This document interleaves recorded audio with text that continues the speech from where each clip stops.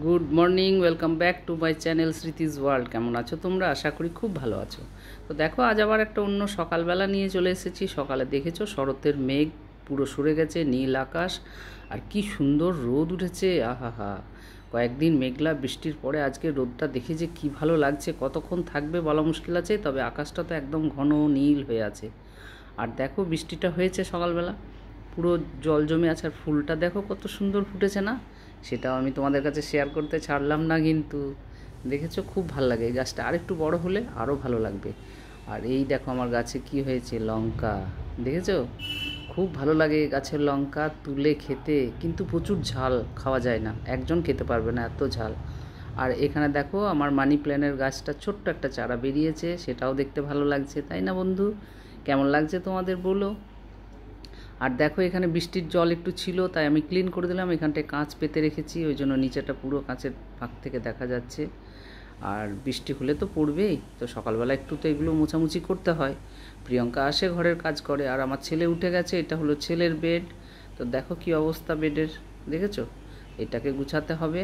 আর এই যে আমি চলে এসেছি জল খাবার বানাতে, তাই আমি কেটে রেখেছি এগুলি। দেখো, একটু ক্যাপসিকাম, একটু টমেটো, একটু পেঁয়াজ আর কাঁচা লঙ্কা, এইগুলো কেটে রেখেছি। ধনে পাতাটা নেই, ধনে পাতা থাকলে খুব ভালো লাগে। আমি আজ উত্তপম বানাবো, তাই আমি সুজি নিয়ে নিলাম এক বাটি সুজি। আর তার সাথে দেব কিছুটা দই। তিনজনের মান বানাবো তো জলখাবার, তার জন্য ওই। আর এই দেখো অনেকটাই দই দিয়ে দিলাম। তার সাথে পরিমাণ মতো লবণ দিতে হবে। আর দিতে হবে এই কাটা সবজিগুলো দিয়ে ভালো করে একটা ব্যাটার তৈরি করে আমি রেখে দেবো। এইটা ভালো করে ব্যাটার তৈরি করে 10-15 মিনিট একটু ছেড়ে দেবো। কারণ এই উত্তপমটা খুব হেলদি খাবার, আর পেটও ভালো ভরে থাকে, আর খেলেও কোনো সাইড এফেক্ট নেই এর। একটু তেল বুলিয়ে করি। তো চলো দেখতে থাকো আমি কিভাবে বানাই, সেটা দেখো তোমরা। যে আজকের এই উত্তপমটা তোমরাও বানিয়ে খেয়ে বলো যে কেমন হয়।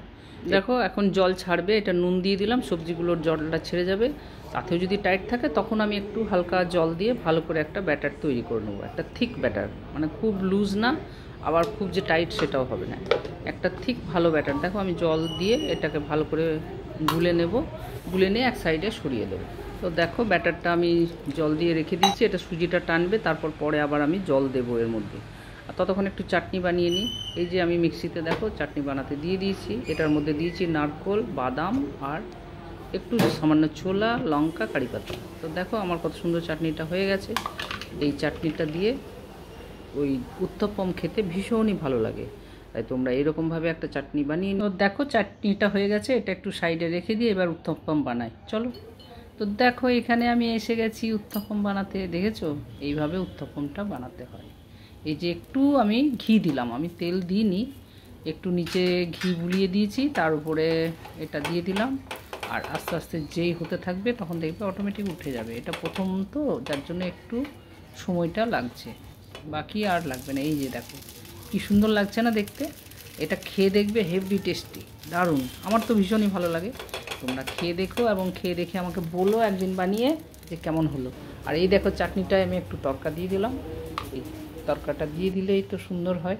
দেখো আমি আরেকটা নতুন করে করে তোমাদের দেখাই, তোমাদের কেমন লাগলো সেটা বলো। এই যে এইভাবে দেবে, ঠিক আছে?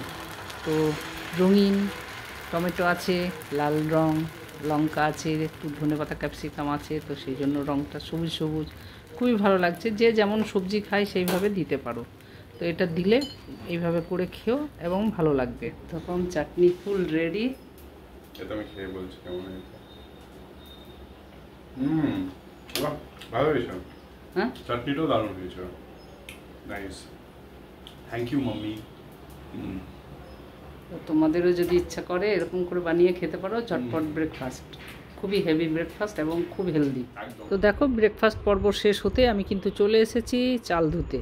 চাল ধুয়ে আমি রান্নাগুলি ফটাফট সেরে নিই, কারণ প্রিয়ঙ্কা এসে আবার কাজ করবে। ততক্ষণ আমার রান্নাটা হয়ে গেল, ও বাসন টাসন ধুয়ে একদম টিপটপ করে দিয়ে চলে যেতে পারবে। তো সেটা আমার ভীষণই ভালো লাগে, তাই জন্য আমি একদম লেগে পড়ে রান্নাতে চলে এসেছি। দেখো আমার চালটা ধোয়া হয়ে গেল, এখন আমি ভিজতে দিয়ে দিলাম। সাইড বাই সাইড আমি ভাত বসিয়ে দেবো। আর এইখানে দেখো চলে এসেছি আমি মাছের একটু ঝাল দেওয়া করতে। মাছের ঝাল দেওয়াটা এটা আমার মায়ের রেসিপি, আর এখানে করলাম। তোমরা চেনো কি জানি না, যেটাকে বিউলির ডাল বলো, সেটা হচ্ছে কালো বিউলির ডাল। ওটা আমার খুব ভালো লাগে। যদি কালো বিউলির ডাল, পোস্ত আর মাছের ঝাল দেওয়া থাকে, আহা হা, খুবই তৃপ্তিকর একটা খাবার, তোমরা বানিয়ে খেও। আর চলো নিয়ে যাই আমার ঠাকুর মন্দিরে, আমার স্বামী পুজো করছে। এই যে দেখো পুজোতে বসে গেছে, এখন বাজে বেলা 10:30। ও স্নান ধান করে পুজোয় বসে গেল, তাই পুজো করছে সেটা দেখালাম। তোমরা সবাই একটু ঠাকুরকে নমস্কার করে নাও, এবং ঠাকুর যেন সবার মঙ্গল করে, সবাই যেন ভালো থাকে, সুস্থ থাকে, এটাই চাই। আর আমারও দেখো আজকে লেট হচ্ছে, প্রিয়ঙ্কা আসতে অনেক লেট করে, তাই জন্য আমি বিছানা চাদরগুলোও চেঞ্জ করে নিলাম। তো এখন ফটাফট বিছানা চাদরগুলি চেঞ্জ করে পেতে নিই, পেতে টেতে নিয়েই যথারীতি যেমন ডেলিকার স্নানে যাব। আজকে আমার ছুটির দিন, তাই জন্য আমি ফটাফট সব কিছু তাড়াতাড়ি করে ফেলেছি। যদিও অন্য দিন ছুটির দিনে একটু লেট হয়, কিন্তু আজকে ছুটির দিন দেখো আমি তাড়াতাড়ি করে, আমার ব্রেকফাস্টও হয়ে গেছে তাড়াতাড়ি, রান্নাও তাড়াতাড়ি শেষ, এবং সমস্ত কাজ করে নিলাম। এরপর আমি স্নানে যাব, প্রিয়ঙ্কা এসে প্রিয়ঙ্কার যথারীতি কাজগুলি করবে। তো দেখো পরিষ্কার বিছানা পাততে কত ভালো লাগে, খুবই ভালো লাগে না? যেদিনকে বিছানা চাদর টাদর চেঞ্জ করে পাতি, তারপরে যখন প্রিয়ঙ্কা কাজ করে মুছে টুছে দিয়ে যায়, আহা ঘরটা দেখতে এত ভালো লাগে, আর মনটাও যেন খুশিতে ভরে যায়। কারণ পরিষ্কার পরিচ্ছন্নতাই হচ্ছে, মন প্রফুল্ল থাকে পরিষ্কার পরিচ্ছন্নতাতে।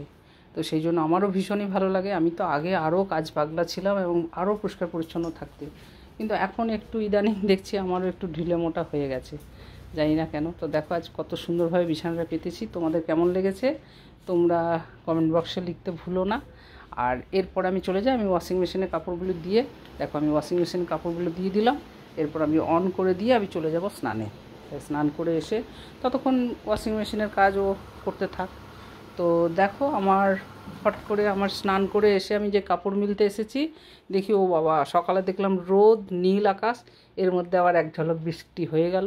তো দেখো কত বৃষ্টি হয়েছে, দেখেছো?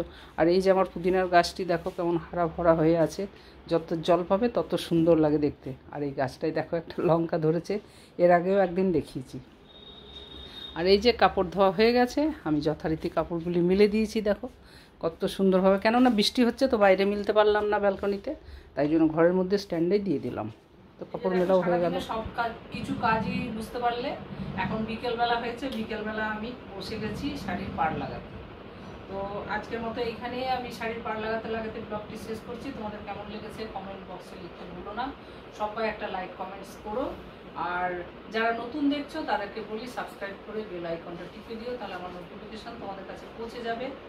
আর তোমরা এইভাবে ভালোবাসা দিতেই থেকো, আমিও ভালোবাসা পেতে থাকবো, আর তোমাদের জন্য ভালো ভালো ব্লগ আমি নিয়ে আসার চেষ্টা করব। সামনে পুজো আসছে, সবাই খুব ভালো থেকো, আনন্দে থেকো, আর খুব ঠাকুরের নাম নিয়ে এনজয় করো।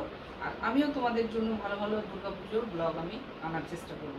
তাই জন্য দেখতে গেলে তোমরা সবাই পাশে থেকো এবং সবসময় ভালো কমেন্টস দেবে, তাকে আমার মনটা যেন খুশি হয়ে যায়, তোমাদের জন্য আবার কিছু নতুন একটা কিছু নিয়ে আসার আনতে পারি। তো আজকের মতো এখানে রাখি, সবাই ভালো থেকো, সুস্থ থেকো, টাটা, বাই বাই। এই মিষ্টি দিদি ভাই, তোমাকে মিস করছি আমি।